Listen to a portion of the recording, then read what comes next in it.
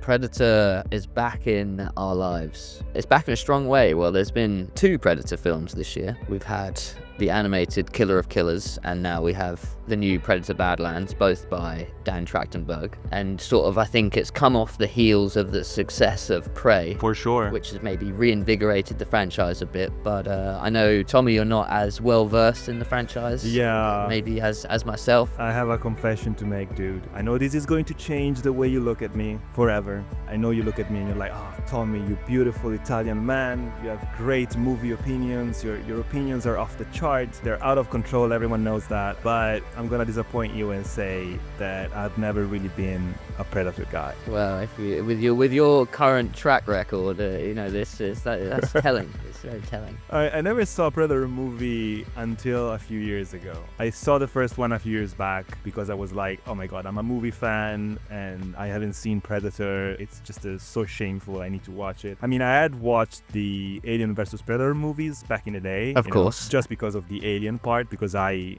was very into Alien. But I never vibed with the concept of the Predator, and just from the very little information I had about it, like from the outside looking in, if that makes sense. And one thing that I got shit for is that I never liked the design, and I know it's heresy to say that, but for me, just looking at the design out of context, it looked stupid. I'm sorry. It looked like a guy in a lizard suit with red locks and those weird mandibles. I wonder if you're more thinking, because funnily enough, the Predator design has just probably got worse and worse pretty much over the years, and has more and more looked like a man in a big rubber suit. I feel like the design in the very first one is really good. It's really unique. It feels like some sort of alien species, especially when they take the mask off and reveal the weird mouth and sort of unique face as well. But maybe when you're thinking that, you're picturing the Predator from Alien versus Predator in your head, because it is that very much doesn't look as good, I'd say. Probably, yeah.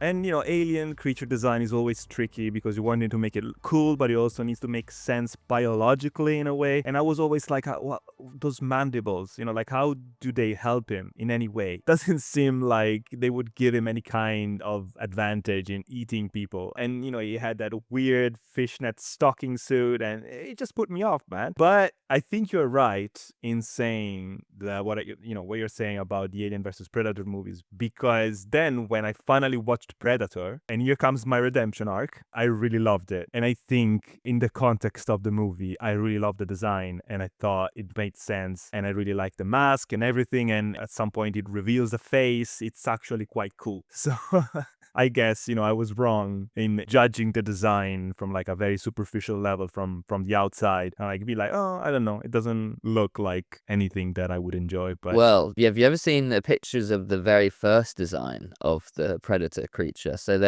for the original movie, Jean-Claude Van Damme was cast as the Predator. Oh yeah, I know that. And he's wearing basically like a big lizard costume, and it looks... Oh yes, I'm looking at it now. It looks so bad. And Van Damme refused to be in the project because of that, right? Because it's like, oh, no one is gonna see me. Yes, yeah. I think they watched, the rushes from the days of shooting, and they were like, this looks like the stupidest load of shit ever. And I'm not sure, somebody came in quite late into production, and then they changed all of that and just became an iconic movie character. Thank God. So yeah, I mean, we're doing a little bit of a retrospective, no? We're going through the Predator franchise. Yeah, we did a similar thing for Alien, and maybe before we get into our thoughts on Predator Badlands, we'll just, we can do a little ranking of the Predator movies, and we'll say a little piece about them. Yeah, okay, let's start. Predator 1. Showtime, kid.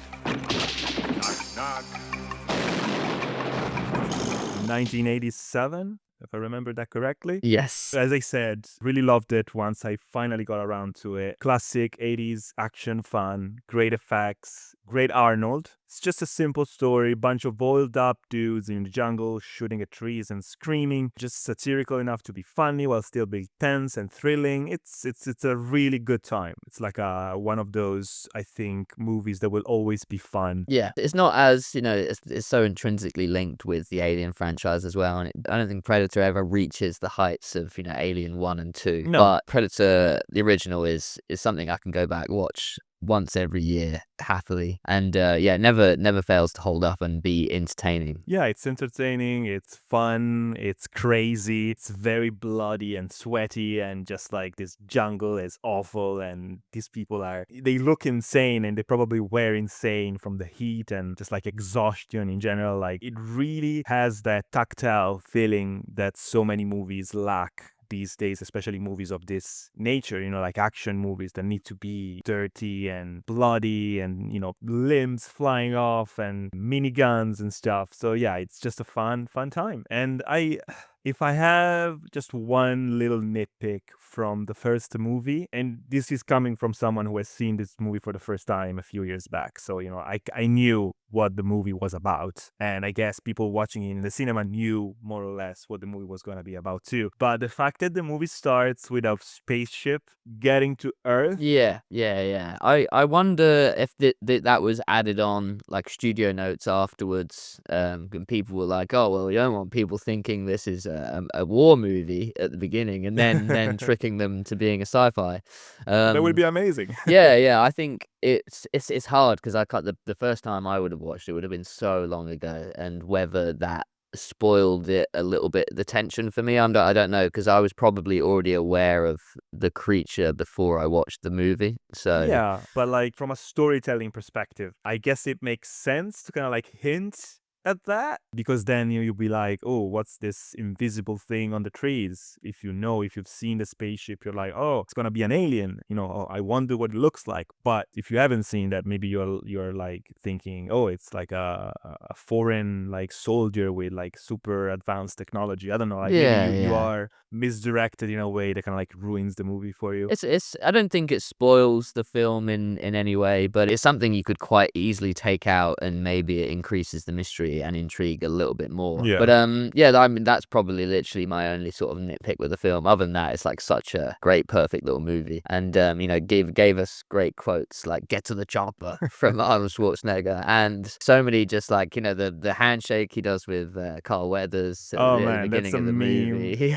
Like it's very like it reminds me of like a Paul Verhoeven film in many ways. Oh yeah, it definitely has that vibe. Yeah. It has that satirical edge to the way these characters are portrayed and placed in this jungle. And it manages that tone of being like a bit silly and over the top, but then like has this brutal moments that kind of bring you back to the sort of reality of the danger of the situation as well, which is really hard to balance. And I think something you don't see too much anymore, like that balance between violent tone and like comedic, like when you're talking about Alien Earth, that does not get that balance right at all, but tries to. Oh my god. Well, we'll get to Alien Earth later, because I have something to say about that show in relation to this more recent Predator movie. But yeah, it's just a good time. And I was kind of like happy with that movie just being my experience of Predator, right? Like I wasn't really interested in the sequels because I heard they were not as good. Kind of like the Die Hard sequels, some are fine, some are not, but nothing beats the original. So I was like, I'm happy I watched the first movie. It's an iconic action sci-fi movie of the 80s. I can cross it off my list and be happy. But then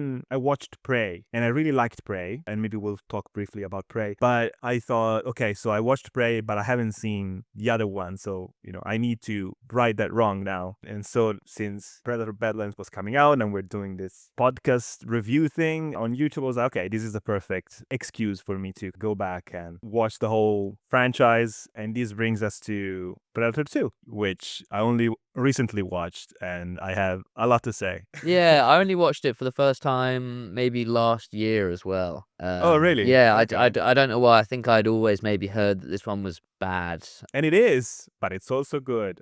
Yeah, it's again like Predator 2 is a weird film, very weird movie, and there's some bits of it I really liked. The Predator aspect of it was not great. Maybe because you're taking it out of the jungle setting and putting it in a city, it just doesn't look right. First of all, let's talk about that. As you said, this is a weird movie, but there's so much to love about this film, even though so much of it is very questionable. There's some moments moments that are just great. And one of these moments is, unlike the first Predator movie, the opening shot is fantastic because we have this helicopter footage and you think you are in the jungle again, classic setting for a Predator movie. And then gotcha, it's Hollywood, baby, the urban jungle. Yeah, that was cool.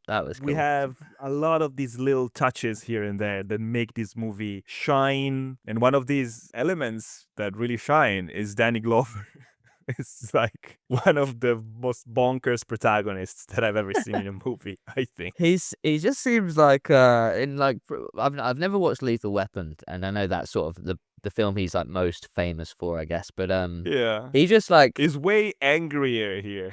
He has this performance where he feels like he is just some random old man that's walked on set and it's like doesn't quite know what's going on. But he's like very entertaining to watch. Still. Yeah, he's just screaming at everyone and he's like fighting with the chief of police. Classic scene. Oh, give me your badge. You are not a police officer anymore. You're going rogue. You're crazy. And he's like supposed to be this everyman guy, kind of like John McClane kind of person, but he's ripped to shreds. Yeah. He's so huge. It's bigger than Ardon in the first one. And, he's shouting in Gary Busey's face, which very fucking brave of him. I wouldn't get that close to those teeth.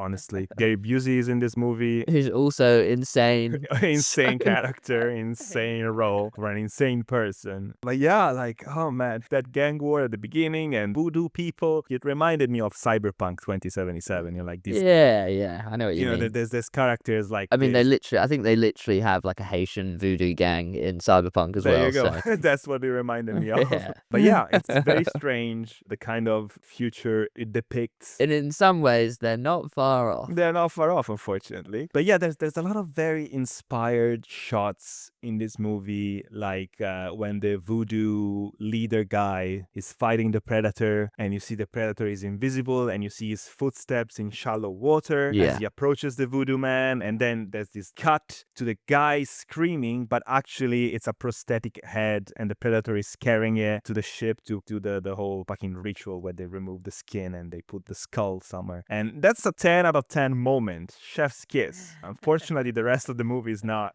as good as that 5 seconds, but those are the moments that kind of like jolt you back to life. You're like, oh my god, I'm watching a cool movie again. Yeah, and it ventures maybe too much into the silly overtopness to sort of really solidify that balance that the first one got right. I feel like, because you have the climactic scene, like Danny Glover is surrounded by like 5 predators, and he's like, "Well, who's next?" And he's looking around, and it's like, "What is crazy?"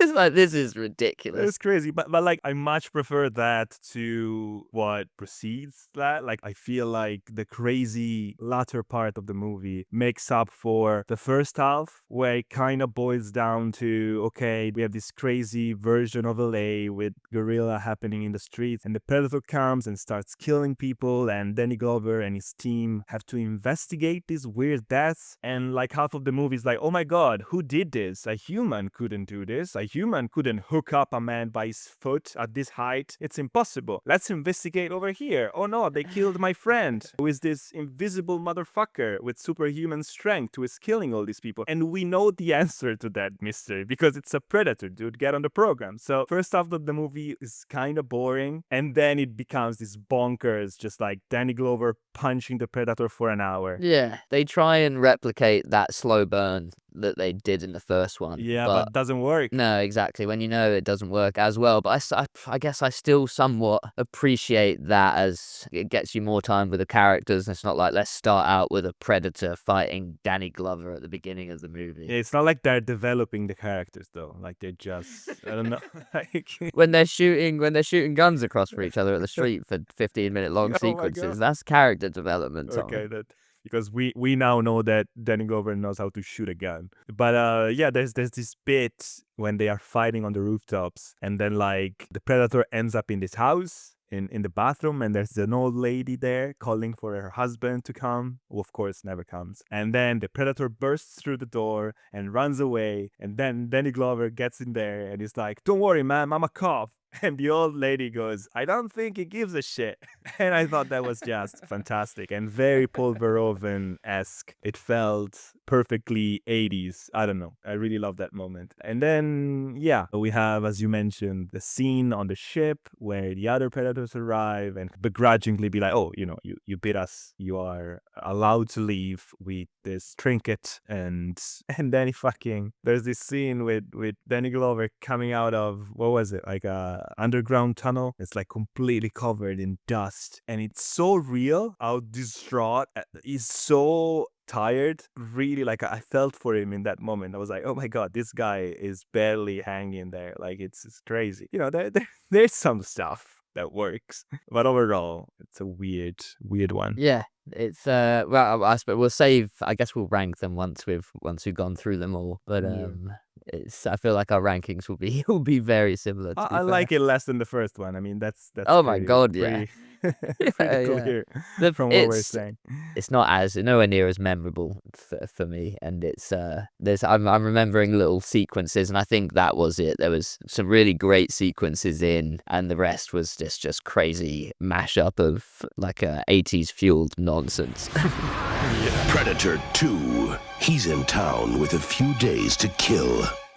The next one, Predators, then this is the Robert Rodriguez. I don't know whether if you could call it a remake, 'cause it's not that similar to the first one, to be honest, but I suppose there's elements of that first one they're taking. It's not a remake, it's more like a return to like the core elements of the first movie, but it's done in a very different way, in a very fresh way, and I have to say, I really love this film. Yeah, good, because this is the one out of the modern Predators. This is, if I was to recommend one, this is always the one I go to. It's very video game. Oh my god. And like very comic booky, archetypal characters playing those exact roles, and over the top action. But yeah, this one, to set it up, it's a group of hardened criminals and killers, like the best assassins from all over the world, are dropped on this planet, and they literally dropped from the sky, and they are there as prey for the predator to be hunted, basically. Yeah. And you tell me that premise, I'm like, that sounds like a fucking perfect movie, right? Yeah, it's a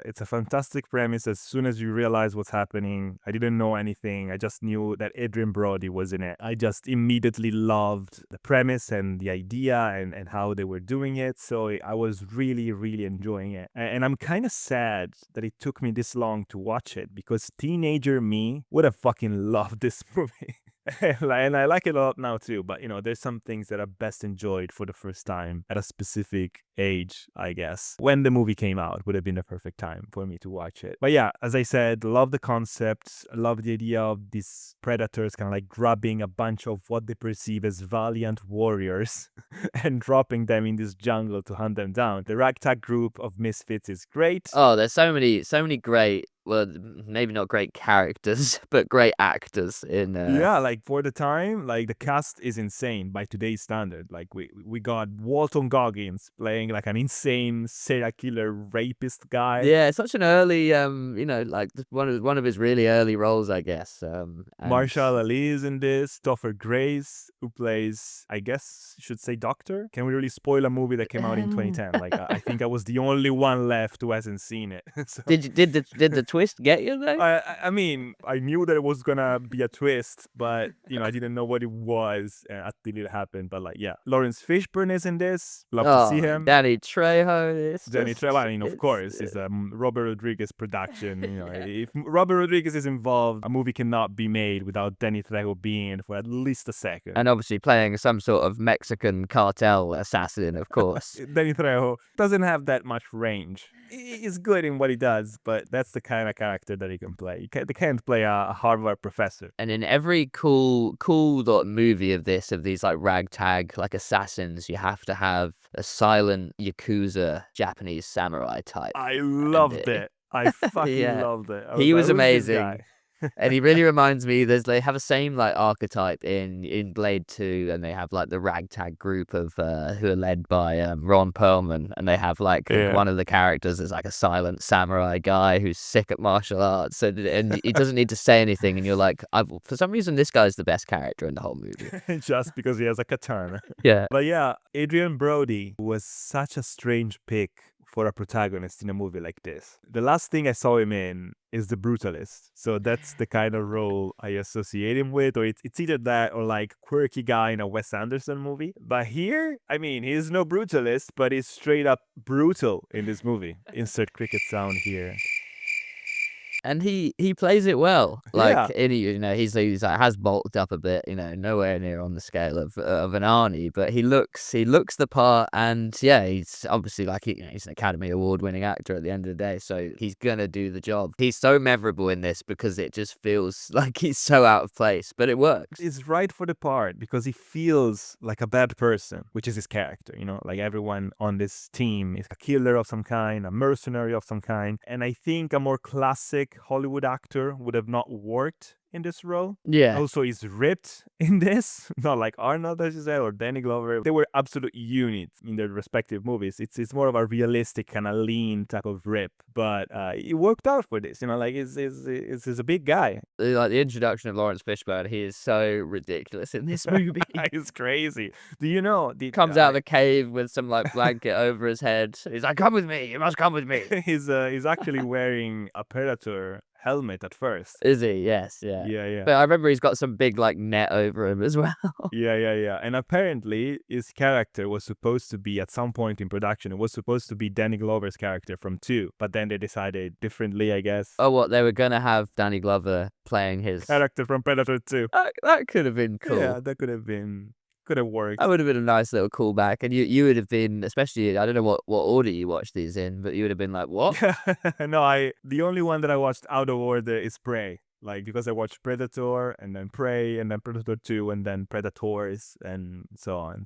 But yeah, another character we have here is the girl character. As you usually need at least one girl character in a movie like this. And I found it interesting. She's an IDF soldier in the movie. Oh, is she? Yeah, it's like, God, yeah. It's been a while. It's been a while since I've seen this, so yeah. If the movie came out today, they would probably make her something else. They changed an entire character in the latest Captain America movie to avoid references to this kind of stuff. So, and also the fact that she is the only sympathetic one. Like, she cares about the others for some reason. She wants to help. Yeah, She's always like high-roading Adrian Brody. Like, oh, so what? You only care about yourself? I'm like, girl, yeah, of course I care about myself. We are on an alien planet being hunted by monsters. I'm surrounded by serial killers and Yakuza guys and cartel guys and rapists. I do not care about any of you. I just want to survive. Like, I don't understand why she's like, no, the journey we're going on is about learning how to work as a team, Adrian Brody. It's not survival. I mean, at the end of the day, Adrian, he does care in the end. He does save the woman and they live happily ever after. Oh my God, yeah. This is what I mean by saying that maybe they're not the best characters, but really good actors, because it's so like generic.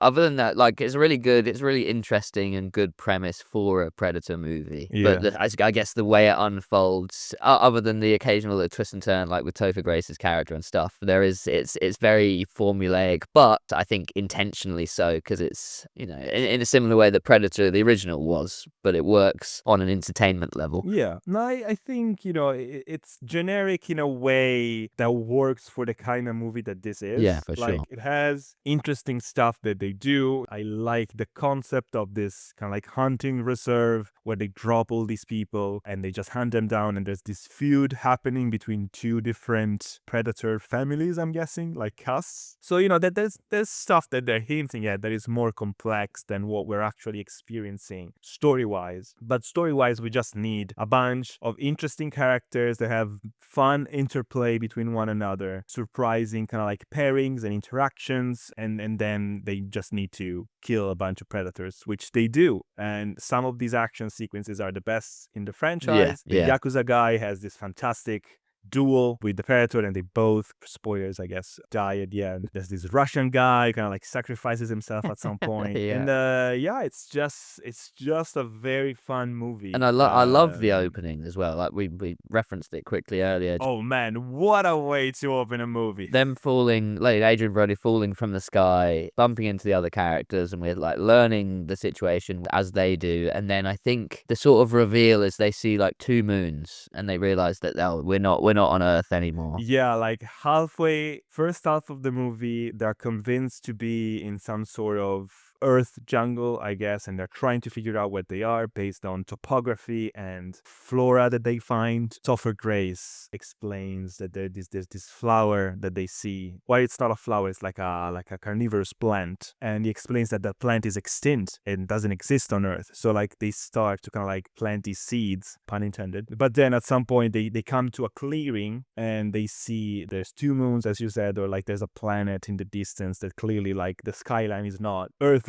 Yeah, which is so cool. Like as a concept of that being the reveal was great. And it's so cool because, it ups the stakes significantly. If they just had to escape the jungle and find other humans to save themselves, now they know that they're screwed. They need a ship. And even if they get a ship, where the fuck are they gonna go? They don't even know where they are in relations to Earth. So it's really cool. And you're like, oh my God, what's gonna happen? How are they gonna get out of this? And the answer is they don't. The movie ends with them still on the planet. They witness a fresh batch of warriors for the Predators to hunt down. And I guess, the idea was to continue the story, or kind of like just hint at the destiny of the fate of these characters. And we didn't get a follow-up. Which is a damn shame. Oh, because I wonder, like you said, I think this is probably like on the higher end of the spectrum of how quality the modern, well, especially in terms of the modern ones, this is probably the best. But I'm not sure how well it did at the cinemas at the time.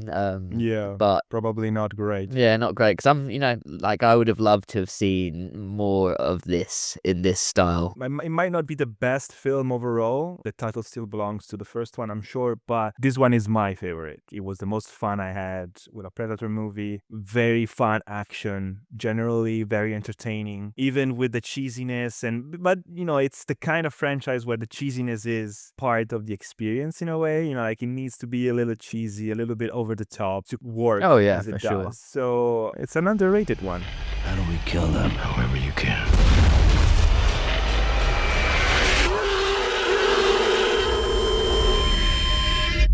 And then do we wait 8 years for the next one? I mean, we can wait longer if the next one is The Predator. And this is the only one that I haven't seen. I heard it was so bad. I've watched reviews on it. I've got a pretty good sense of what the film was about and what it's like. And I was like, that sounds awful. It looks terrible. Yeah. But I've never been interested in going to watch it, to be honest. But you did, didn't you? I tried. I also knew that it was the worst one, so I probably didn't go in with the highest of expectations. It is the worst one easily. Positives first, I guess Olivia Munn is really pretty. Kay from Kay and Peele is here, which is kind of funny in and of itself. Some of the action is decent. There's a bit where the Predator kills everyone in a lab, which is kind of good. And the rest is dog shit. So it's leaving my brain as we speak.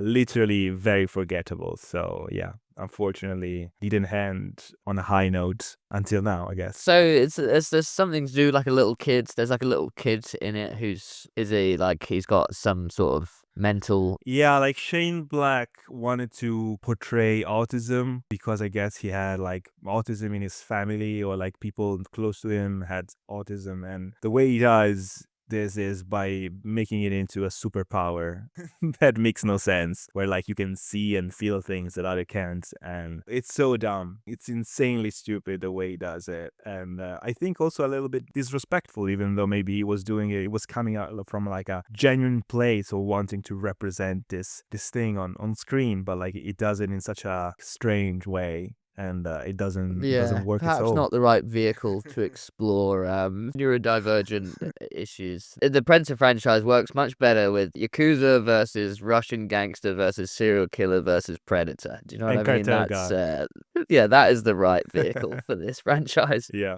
agreed.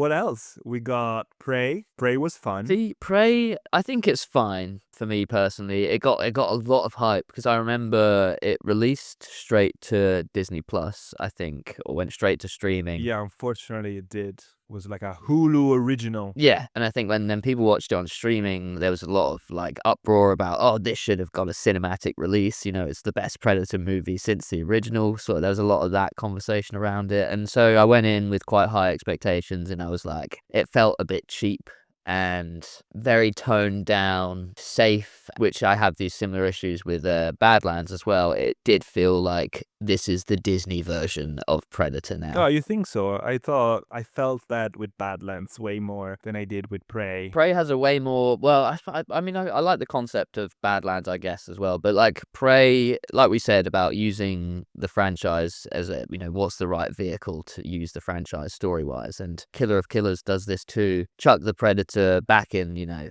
the feudal Japan era and having fighting samurai. Yeah, or you know, Vikings. That's like, or... and you know, chuck him in World War II and have him fighting Nazis. That's the perfect stuff for this. And so I liked the concept of Prey against like Native Americans. They're not quite Native Americans, are they? But Comanches, yeah. And it's cool to put them up against people with, I guess, bow and arrows. And then there's like colonists too. Yeah. There are some aspects I really enjoyed, but I don't think the visuals were very good. People were really raving about like the bear fight sequence, whereas I just felt like that was just a big CGI mess. They haven't seen The Revenant, those people. I don't know, man. It's a fun movie. Dan Trachtenberg, this is the beginning of his involvement with the Predator franchise. I love his style. You know, I loved his movie 10 Cloverfield Lane. Don't know if you've ever seen that. I still actually haven't seen that, no, but I know the one, yeah. It's really good, and I was really kind of like, oh, you know, I really like this new young director. I wonder what he's gonna do next, and he didn't do anything for years until Prey. So I was like, okay, I'm gonna watch Prey. So it was a second entry point for me. It really grabbed me. I thought Amber Midthunder was a fun protagonist, smart enough to manage to win the fight with the Predator in a believable way. Yeah, see, I feel like Prey for me was really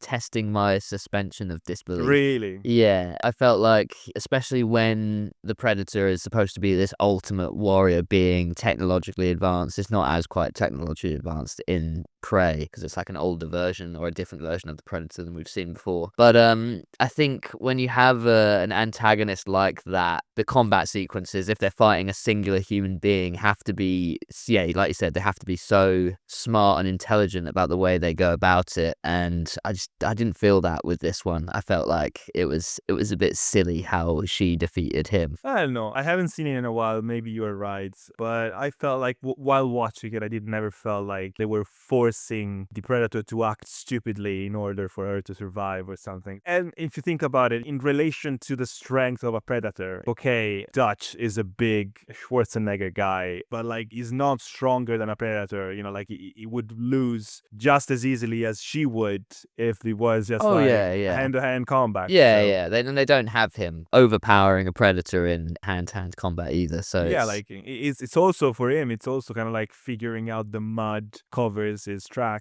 Yeah, that's like the main thing. So I felt like it was believable enough. I'm sure there's moments where, you know, like, oh, maybe he could have shot her there, but he didn't. So people are gonna complain, and that could make sense. But it was entertaining. It was well made. It kind of like piqued my interest. Yeah, there was some really beautiful sequences in Prey for sure. You mentioned, you know, like it opens this whole potential for the franchise. You know, like, oh, we're just gonna drop a Predator in whatever historical moment that we think it's interesting for the Predator to be in, and we'll see what happens. And that's already kind of fun, kind of like that movie set in World War II, where at some point it becomes a zombie film.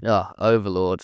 A great film. Oh my god, such a good movie. Yeah, like it's the kind of stuff that it made me want to check out more movies in the franchise. So it worked for me. Yeah, it definitely like reinvigorated the franchise, and I was like, even though I didn't personally love it that much, I was like, okay, cool. Well, now that idea is out there, hopefully this can be expanded upon and we can get more of this stuff. Yeah, just for me, I'm assuming it's a 15 like rating, and it's just that beginning of seeping in of the kind of sanitization of this franchise, which, you know, we've seen it with Alien, we've seen it with so many other things. You know, these things that start out as, you know, R-rated, 18, very violent and gore, but not like excessive. It's apt for the story you're telling. That was just the beginning for me of what we see, and we can quickly touch on Killer of Killers, because did you watch the whole thing? I did. I didn't really love this one either. Didn't like that it was an anthology, to be honest. I don't want to say disposable, but it felt a bit whatever. Yeah, I'd agree with that. The ideas are there again. If it was a one-line premise of giving those ideas, it's like, okay, cool, this could be great. But when they're condensed down into 15 minutes or however long, 20 minutes, you don't really get enough time to care about any of the characters, or, you know, the story. The story doesn't do a good enough job of getting you to care. Yeah, it's just a long action sequence with different flavors, and yeah, it's like watching a decent cutscene from a game, you know, something like that. The art style didn't really gel with me personally. I didn't like this very much, but I am open to see other stuff being done with the Predator in animation, because I do love animation, and I think it's such an expressive medium, and I think so much could be done that can be done on film, you know, like bringing back Dutch or Danny Glover, which is something they clearly intend to do given the ending of the movie, something that you can't do in live action anymore in a convincing way, because you can't bring 80 years old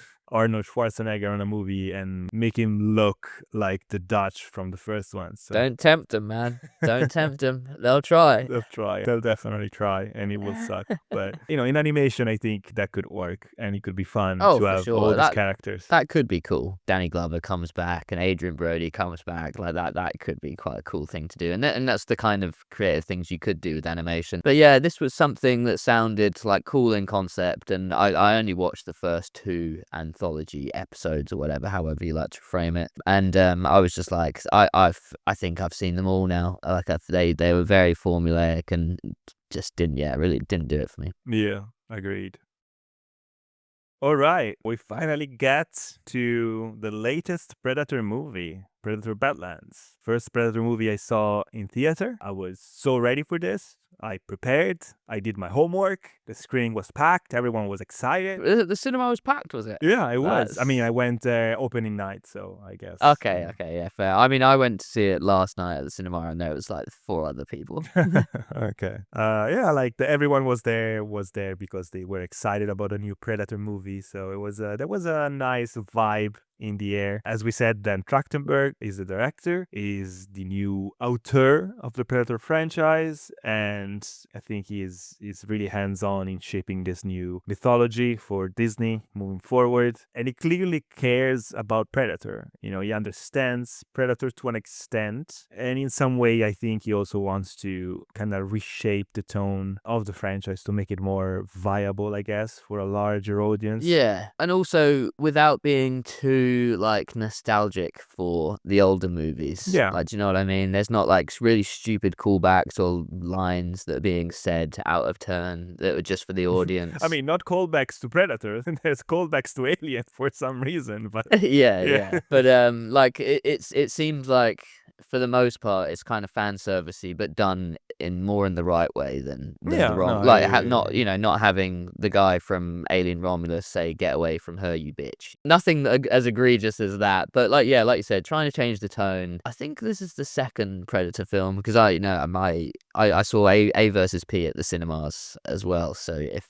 that one counts. But okay, that makes sense. Yeah, long time since I've seen one of these at the cinema. Mine wasn't very busy, and immediately I'd heard some sort of reviews before. Nothing like spoilery, but just in general, like I knew it was getting good sort of ratings across the board, because I'd seen some articles talking about how Prey, this, and Killer of Killers have all done really well critically, and you know, now it's like the best revival of a sci-fi sci-fi franchise there's ever been. Not that was giving me like great expectations, because like I said, I didn't love Prey, didn't love Killer of Killers, so I was very keeping myself grounded for this one. Of course you did. You're always so fucking joyless, man. Just have some hope every once in a while. Well, I tell you what, it got sucked out of me when I saw the screen pop up and it said 12A. I was like, oh my god, how can this be a 12A? What the fuck is going on? Hey, there's androids, there's no humans, so you can kill everyone, Yeah. but there's no blood. It probably is as like violent and as gory as a 15 would be if there had been like any real humans in there. Yeah. And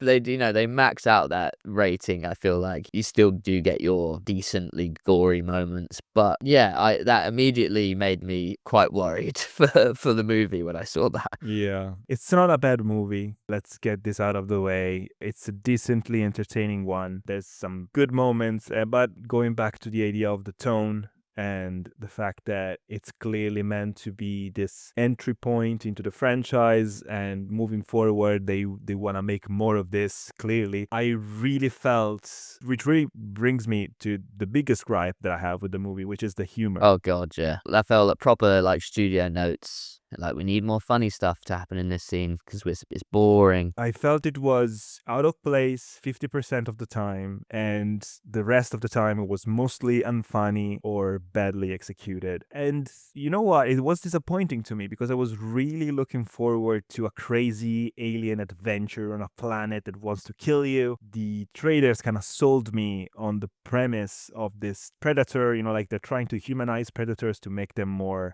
protagonist material, I guess. And this guy, like, is the runt of the family. He needs to prove himself. He needs to go kill this big beast. And I think if the movie was just gonna be that, just like him going on this planet and trying to find this beast to prove his worth to his father, maybe it would have been simpler, maybe it would have been more obvious. But I feel like that was what the movie was promising us. And we get some of it. But at the end of the day, it feels pretty sanitized. And the fact that the people on the planet are just and Yutani androids, outside of the alien reference, which makes my geeky brain wake up and oh my god, what does this mean? He's gonna be a crossover again. But like outside of that, you have this pretty brutal dismemberments and destruction, but it never feels real, it never feels dangerous, it never feels consequential in any way. A lot of the action felt weightless, is what I'm saying. It felt choreographed. There's an action sequence at the beginning where the protagonist, Deck, I think his name is. Deck, yeah. He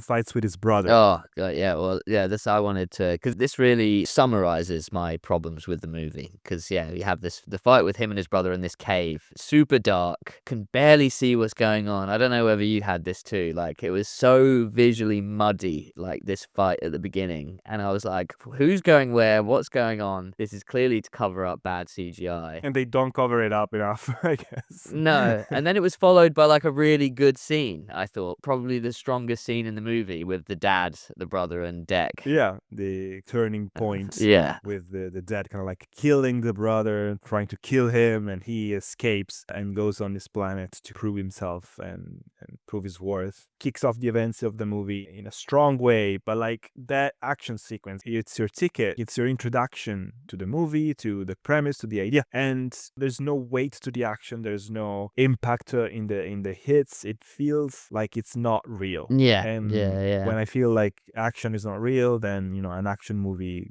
stops being interesting. Yeah, so much of the action just feels like two toys like smashing together. You know what I mean? It's, yeah, like you said, it just doesn't feel legitimate. And I think, just going a bit further into the story, I guess, a lot of that is down to very generic creature designs and creatures that they fight. Like, this was a great opportunity to come up with some cool stuff when him and his brother are cycling through like the options, because he has to go on this big hunt, and if he brings back the trophy, he'll be finally accepted into his like family's clan. And he's cycling through the options, and God, I just wish he had picked something else in that moment, because the Kalisk as the big antagonist, when you finally see it, it's the most generic monster that you've seen a million times before. What did you think? Yeah, so the Kalisk itself, probably wasn't the most memorable design for sure. But the rest of the flora and fauna that they come across throughout the movie, I felt it was kind of interesting. You have these little worms, they have little bubbles on them and they explode. And then there's this flowers that also explode. Like everything explodes on this fucking planet. Yeah. But I felt like as I was watching this, generally, and it's not like a huge endorsement of the film. As you know, we did a week by week review of the TV show Alien Earth. Yeah. And the whole premise of that show was that they were going to introduce a bunch of new alien life forms into the franchise. There's going to be this Weyland-Yutani ship with a bunch of specimens. It's going to crash on Earth. It's going to be mayhem. It's going to be all these interesting creatures that have interesting life cycles and ways that they're going to kill and capture and make human life a living hell. Yeah. We went in a lot of detail about the reasons why we didn't like that show. And one of the reasons was that we thought that the ideas for the aliens were really uninspired. What we end up with is kind of like a big bug, slug alien kind of thing that sucks off blood and whatever. There's an eyeball with tentacles, which is probably the best one. There's a plant that kind of like camouflages on the wall and then gets you and eats you. And then you have the beetle that spits out the venom. Yeah, same acid as the xenomorph as well. So like it was very uninspired, and then the show itself ended up being about something else entirely. It was way more interested in the AI synthetic side of the story than the aliens themselves. So I felt, funnily enough, that this movie was more interesting in the way it showed different flora and fauna and how the predator manages to harness the nature of this very hostile world to become a warrior. Oh yeah, for sure. It does it way better than Alien Earth, but in a very similar vein, like you just mentioned, it drops all that stuff for a large portion in sort of around the middle of the movie and becomes another story about synths and like wanting to be human, and it really like it becomes what's her name? Elle Fanning. Thea. Elle Fanning, but Thea's the character's name. Thea's story, like it very much becomes her story. I feel like kind of around halfway through, and the Predator comes back into it in sort of the last act. And yeah, I just you were just saying I liked the flower that spits out the needles that paralyze you. That was kind of interesting looking, and I quite liked the big thing that was swinging up in the trees that tried to eat them. But yeah, like the first thing they encounter is just like Sam Raimi Evil Dead tree that's trying to grab them. Yeah, very first level of a video game kind of. Yeah, like if we had seen, because it takes like so this bird like dragon thing that's like looking at the Predator at the beginning, it's like snatches it away behind him, and maybe if we saw that it had some really weird and disgusting like digestive process and like painful for the creature, then it's like, oh okay, then you've made that a little bit more interesting than being like such a generic, oh it's a tree monster with all the branches for arms. And yeah, I was already like, oh god, is this what we're gonna have to be dealing with? And then it did get a little bit more interesting. Like I like the addition of like the razor blade grass and like how other creatures have adapted to live on this planet. There was some strong stuff there, and then we get the introduction of Bud. Is his name Bud? The little guy, which is so Disney. I was like, here we go. Yeah, I was like, oh, we need the mascot. Some cute little funny thing that's gonna walk around and fart, and everybody's gonna be like, oh, look how cute he is. As soon as they introduced him, I was like, oh, first of all, this is gonna be a good alien, and he's gonna follow them around, and he's gonna be cute the whole time. Cute, but kind of disgusting, but mostly cute. And that's exactly what they do with him. And then, oh my god, he's a fucking small Kalisk and whatever. And I was like, can it just be a different alien? Why do you have to connect it to the story in such a way? I don't know. It didn't work for me, honestly. I found him annoying. That was the only bit that kind of worked for me, that they revealed that actually, oh, it's like a baby Kalisk and it marked him, and that's why it didn't kill the Predator. I was like, okay, well, at least you've like somewhat tried to link it in with the plot other than him just being cute little funny relief mascot. Because yeah, god, I like especially like after a fairly strong opening for this film, once the Predator's on the planet, I was starting to get so worried. And I think it all stemmed from, which I had these worries from seeing the trailer too, just like Ellie Fanning's performance. And I said it about Alien Earth, and I'm so sick of like these quirky silly androids. Like why are Weyland-Yutani are like the worst corporation in the history of movie franchises, because they make these emotionally unstable synthetic superhuman androids and they give them emotions to the point where they can lie to their creators. They can have feelings for one another to the point where they're going to go against their programming. And it's just like, how have Weyland-Yutani got to this point? Because you'd think they'd have an android uprising every single day with how like unstable these things are. Yeah, I dislike the fact that she was so bubbly and sarcastic, and they're trying to justify it by saying that there are a bunch of different android personalities, let's say, based on the function that the android has. So she's more human because she's supposed to be more empathetic because it was like a lab, like experimenting. God, yeah, and we get stuck with the annoying one. Great. Yeah. The sister, the evil sister, was actually the more interesting one of the two. So much better, yeah, and like believable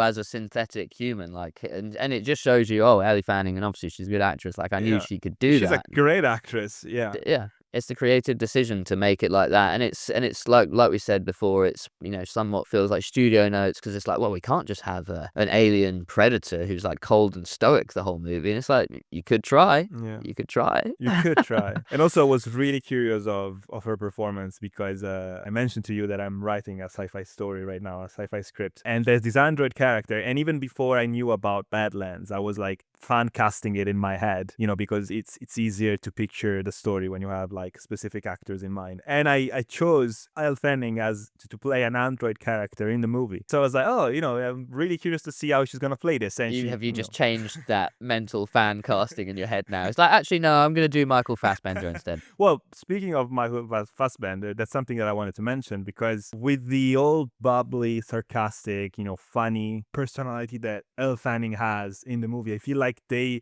worked backwards in justifying it from the idea of, if we make a movie about an ugly alien and an emotionless android, no one's gonna watch it, so we need some humor. It can't be the Predator, because then people are gonna riot in the street if we make the Predator funny. So it has to be this fucking android. Again, they tried. They did try sometimes. But I feel like you mentioned Michael Fassbender, and maybe it's an unfair comparison, but David from Prometheus, Fassbender plays this character so well because he feels like an android. Oh my God. But also he has emotions. Yeah. And likes and dislike, and he fucking bleaches his hair to look like Lawrence of Arabia. So I think like you can do emotion in synthetic beings in an interesting way without making the manic pixie dream girl, but it's a robot. Yeah, 100%. I mean, like, yeah, we've seen it in previous iterations done way better as well. So it's just, I just don't know. And obviously, Alien Earth referencing that, they do it to the nth degree. They're making them all silly children, and it's just like, I don't believe, like, this is just not what robots should be like, really. Yeah, no, it's, as I said, I much prefer the twin sister, who's the villain of the film. Unfortunately, appears kind of like not enough, so she doesn't leave much of an impression. But what we see of her is way more interesting. And like I made, like, when I was watching the cinema, I made one note on my phone, and because it was I guess at this point in the movie I was really kicked out of it, especially when Thea's just saved him from the pterodactyl thing, which was a really silly scene, because she jumps off this hill from miles away with no legs and takes down this dragon like instantly, and then she's like, oh, I'm desperate for your help to get back to my legs, and it's like, you seem pretty capable, you could do that yourself. To be honest, you just took down this dragon, like, I'm sure you could just crawl back to your legs anyway. You don't need the Predator. But he chucks her on his back, and I like the whole dynamic they have where he's like, no, you're a tool, and that's why I'm going to use you. And that was cool. And she uses that as a kind of like makes him get to that conclusion so that he can bring her along. That was all done really well. But then just when she's strapped to his back and they're having their first like little walk around together, the thing she is saying to him is so like quirky and silly, and she's like, do you use your outside fangs to eat or your inside fangs? But literally in the next scene she then goes, what do you want me to tell you about, because I'm an expert in the Yautja, and I'm an expert biologist, and she knows everything about them. And it's just like, well, we're asking like generally dumb questions before that, so it's like, Right, which one is it? You see, that was a humorous line, and now we have a serious line. So, like, those two things are done by two different people, you know? We have the funnier AI guy. It probably was. Yeah, I was kicking me out of the film at that point because we have the introduction of her and we get the introduction of the little creature, the cute creature, and I was like, oh shit, here we go. Disney's Predator is in full motion right now. And there were many moments when it did get me back, and I think if I'm just talking like generally, overall, I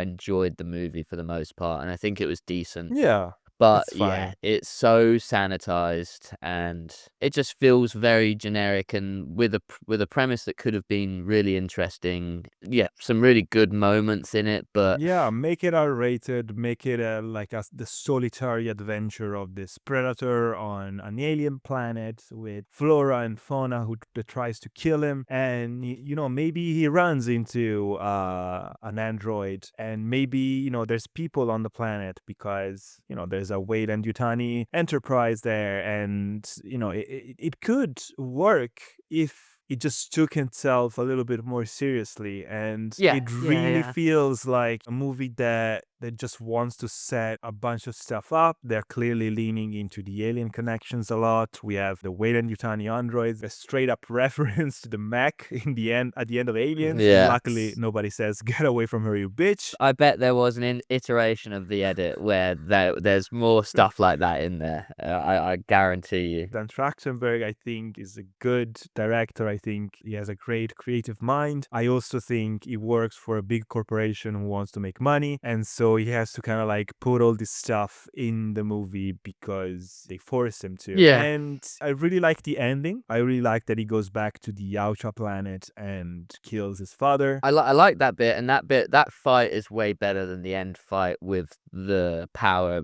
suit and the Calisk, I thought. But when they return to the Predator home world, and it's just like, it feels very low budget. Yeah. It's like, oh, we've gone back to this cave and there's like 4 predators here. And it just because they're like this space conquering like warrior race who are so technologically advanced, it's like, I get it, maybe this is just one offshoot of the clan and they live out in the sticks, but it just felt... Yeah, I really want to see like a big Yautja city at some point. Yeah. It just felt like, this is the set we have, guys. We're coming back to it, and this is all we got. So you're gonna have to just imagine what it would be like. Yeah, agreed. It's clearly limited by budget and limited in scope by the need to make it kid-friendly in a way. Which, why? Why would Just you? why? Why would you need to make a 30-year-old, well, almost 40-year-old franchise? Synonymous for its violence and like R rating as well. Like, most of the fans that you still have are people in their 40s and 50s who want to see like a bloody Predator movie, and it's always the same fucking problem. They want to pander to a demographic that doesn't really care about the product that they're making, and so they end up making a movie that is not for anyone. No, yeah, so true. Yeah, they try to put we need a little bit of humor in here because then We're gonna get the kids in. The kids are gonna love this. It's like the kids don't give a fuck about Predator. They don't even know what it is. there is a reason why Predator never really broke into the mainstream. It's a popular franchise, and there's a few movies that are really famous, but it's never gonna be Alien, or it's never gonna be, I don't know, Avatar. You know why every time a new Avatar movie they make $1 billion? It's because they're sexy. James Cameron was smart. He's like, oh no, we're gonna make them like big cat people. They're gonna be lean and nice, big eyes. So that's what they put little Bud in this movie for, little baby Callus, to get the kids in and be like, oh, look how adorable. They're going to make millions off the merchandising of that thing. Don't you worry, Tommy. Everybody's going to be clamoring for baby Bud at Christmas this year. It's going to be like Jingle All the Way, everyone's going to be fighting at the store. To get a Bud action figure. To get the last baby Bud action doll. Yeah, and Arnold is gonna come back for that, and it's gonna be a little bit of a crossover kind of like advertisement that they're gonna do. Yeah, man, I don't know. It's not a bad movie. It's a decent, fun time at the cinema. Yeah, what do you think of the visuals of like Deck and the Predator itself? Like, because I thought in some moments it looks really good, And especially like there's a couple of times when he's like maybe breathing and you can see like the flap between his fangs, like the external fangs, like, you know, like Disgusting. reverberating. And it's like, oh, that looks really good. But for the most part, it's a bit off-putting, like especially his eyes and his mouth when he's talking. And I guess it couldn't be done practically. It is practical. I know it's practical, but it's CGI over the practical, isn't it? For the most part. Yeah, it's CGI over a practical suit. And honestly, I think the effects on Deck were the best in the movie, the more convincing ones, because generally I thought the effects were not as convincing as I said, you know, like the action feels weightless. There's a scene where Elle Fanning's legs lounge at someone and they're like, how does that even work? If there's no weight on top of the legs, how would they be able to make that movement and be able to kind of like strangle this person? Yeah. Like it felt really cartoony in parts. So I felt like the face of Deck, the expressions that it was making, yeah, like sometimes it felt fake, but you know, I guess you can't make something that is not real feel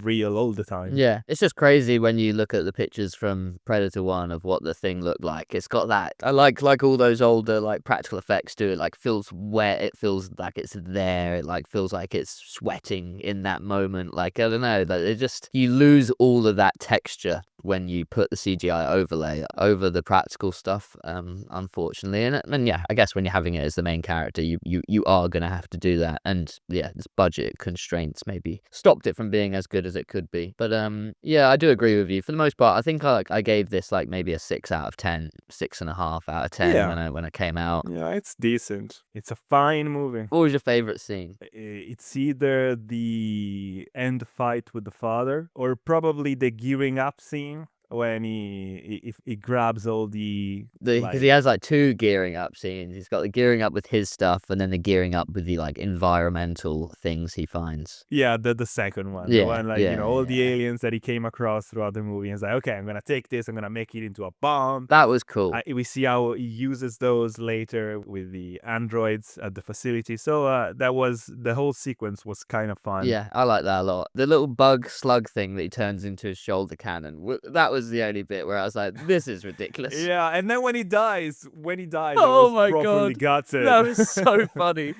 Like, I saw it with my dad and brother, and when we came back from the cinema, we were talking about that bit where, because he like jumps to sacrifice himself to save the predator, and like Yeah. the music like kicks in to be really sad, and it's like this is basically just a weapon. Like, I'm not gonna feel sad about this slug thing. But I did. I honestly did. Like, I Oh, was man, like, it got oh ya. no, because yeah, I mean, I'm easy to manipulate, as you can clearly tell. That bit gave me probably my biggest laugh when the sad music kicked in during that scene. I mean, it was funny and sad at the same time. I was like, oh no, because you know they were kind of like bonding with this little guy, and I was like, oh, it's a new canon. You know, it's gonna be his little buddy. feed And then, it no, some berries, and it just becomes your entire slave that will sacrifice its life for you. you know, that part got me proper amped up for the finale. Yeah, I think I agree. Either that sequence, the gearing up sequence with all the stuff we'd seen before was a nice touch. And like I said at the beginning, I really liked the confrontation between the dad, the brother, and Deck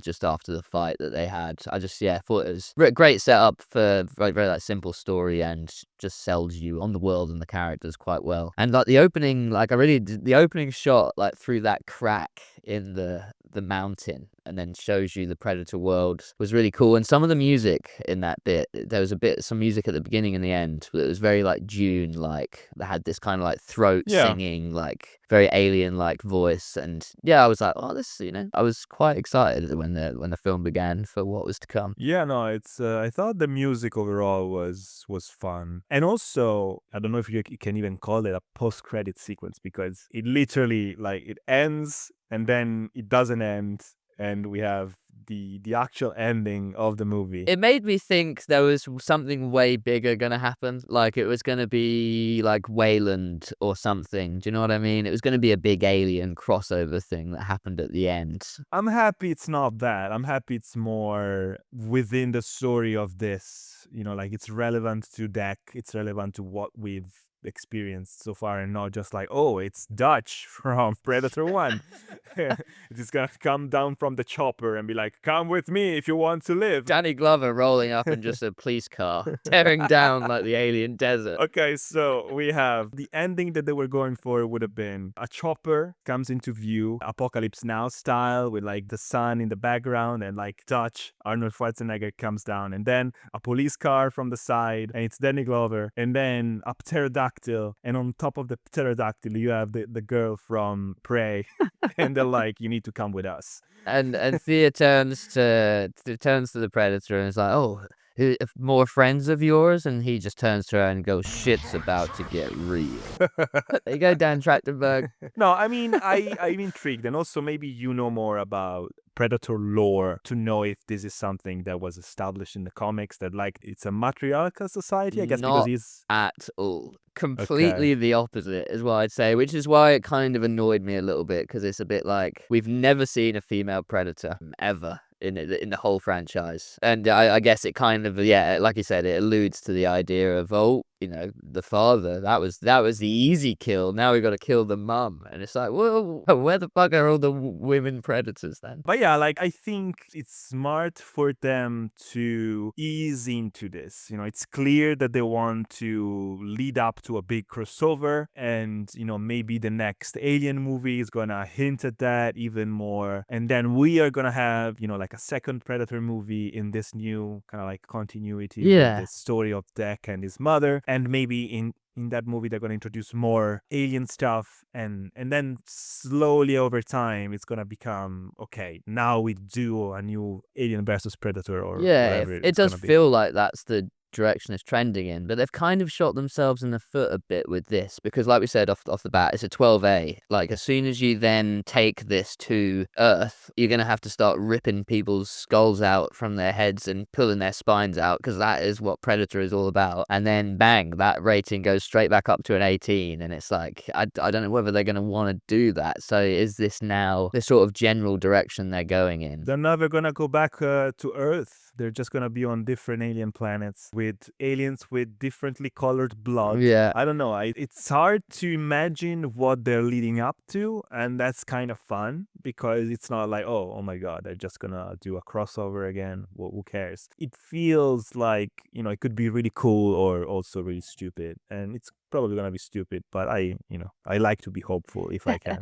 If you get a good script going, then I would be so into another Alien versus Predator movie. Like, it's. I mean, and bring back Adrian Brody. Yeah, fuck it, why not? The two survivors from Predators. Bring everyone back, and have to fight the girl from Alien Earth, who's now in charge of it. She's basically the alien queen, and all the xenomorphs listen to her. Oh god, yeah. Alien versus Predator versus Wendy. Amazing. We might not be alone in this hunt.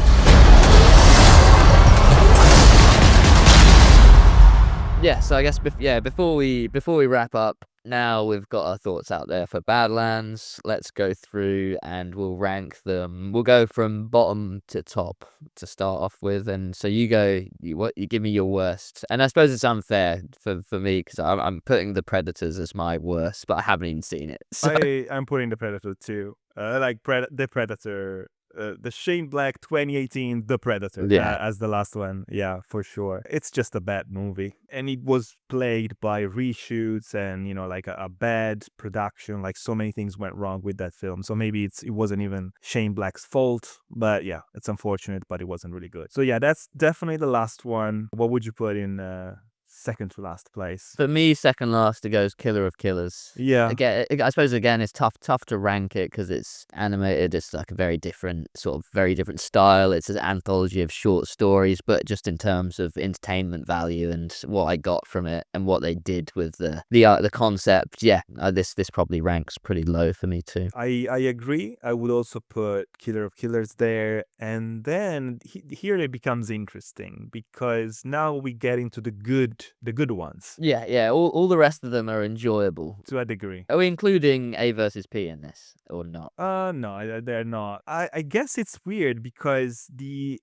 Alien vs Predator movies, they're not canon to the Alien movies at all. But I feel like they are kind of canon to the Predator movies for some reason. Like A little bit more. And A versus P1, I can't remember the second one at all, but A versus P1 is way more about the Predator than it is the Alien as well. Like, it is very much like he's way more of a main character than the Xeno is, obviously. Yeah, I wouldn't know where to rank them in this, honestly, because it's been so long since I last saw them. So let's just move to... Yeah, my next one from there is probably Prey. I would put Prey above Predator 2. Okay, So I would put yeah. Predator 2 here, and then above it, I would put Prey. And maybe the purist will, come to my house and burn it. But yeah. I mean, I'm very, very close for me as well, but I'm the other way around. Prey, then Predator 2.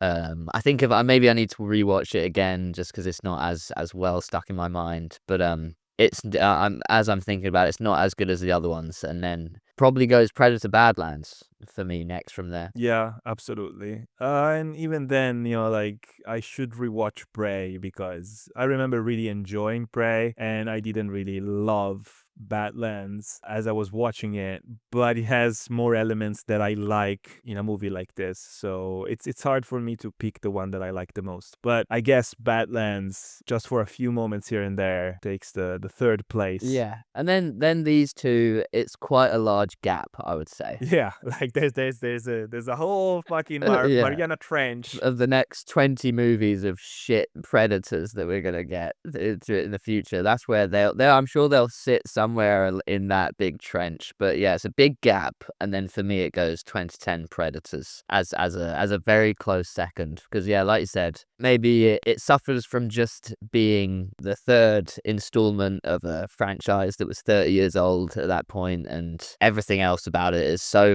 much fun. It's such a good time. It's like, yeah, like you said, for a teenage version of yourself, it's like you couldn't write me a better concept for a movie, to be honest. And yeah, this is probably the one I've watched the most as well out of all of them. Yeah, and that's why I wanna, again, I'm not a huge Predator guy. I didn't grow up with the franchise, so I don't really care about the nostalgia factor. Predator is a classic, and it's amazing, and I really loved it, and it's endlessly rewatchable. But I did enjoy Predators as much more. So, I know that Predator is definitely the better movie out of the two, but in my personal ranking, I put Predator and Predators at the top. Yeah, and I wouldn't knock you on that. I'm probably just giving Predator more kudos because of it being the first and the original. But yeah, on an entertainment value, I think over the years I have definitely got more out of Robert Rodriguez's version. Yeah. All right. What is your ranking? Let us know in the comments. Subscribe, share. Let's theorize together about what's going to happen with this franchise moving forward. Probably bad things, but let's stay hopeful, everyone. And give us some suggestions of some other cool concepts, I guess, of what the future of the Predator franchise could be, because I feel like this is now Disney's got their hands wrapped around this thing. They are gonna milk this motherfucker dry. So we're gonna get lots more of these, and we'll be there to watch them. So unfortunately we will, or maybe fortunately, we'll see. I don't know. And review them. All right, thanks guys. Welcome to the cult. Peace.